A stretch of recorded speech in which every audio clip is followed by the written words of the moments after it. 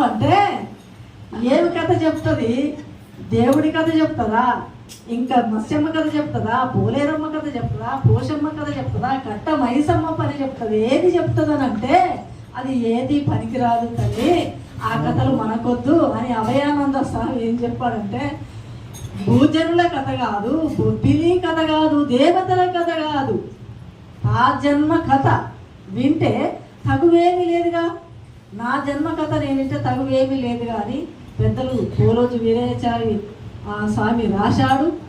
ఈ పరిపూర్ణ సిద్ధాంత బుర్రకథని మా గురువుగారు నేర్పించారు. మా గురువుగారు 20 సంవత్సరాలు కూడా చెప్పారు.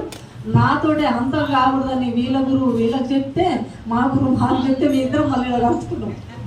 అందుకనే జై సద్గుణాథ బ్రహ్మరాజుకి అంటే సరే ఈ అమ్మకంటే రాదు, నువ్వేమన్నా ఏం కథ ఆతిగా బాగుంటుందని గొప్పతనం చూపి ఇలా చూపేనా ఏదో ఇచ్చి పెద్దలకి గౌరవించడం నాకు మా నాన్న నేర్పించారు. కాబట్టి మీరు చెప్తున్నప్పుడు అడ్డం రాకూడదని వినడం ఒక్కటే నేర్చుకున్నా. ఇప్పుడైతే శ్రీ భారతీల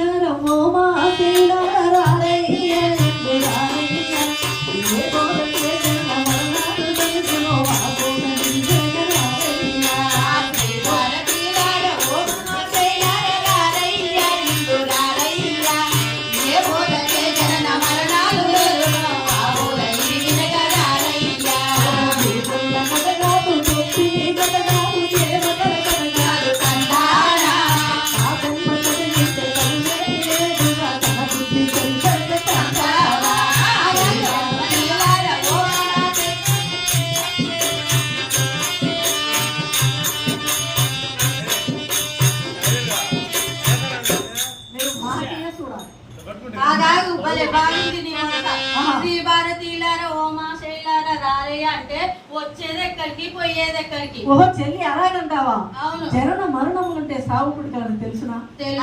అవి లేకుండా చేయనట్టుది పరిపూర్ణ బోధగా పరిస్థితికి ఎక్కినది. ఓహో ఇప్పుడు ఇక్కడ మీరు ఆ పరిపూర్ణ బోధ సిద్ధాంత బుర్రకథ వినిపిస్తారన్నమాట. అవును, శ్రద్ధగా విను. భలే బాగుంది, శ్రద్ధగా వింటాను. శ్రీ భారతీయులారా ఓమా శైలారా రారయ్య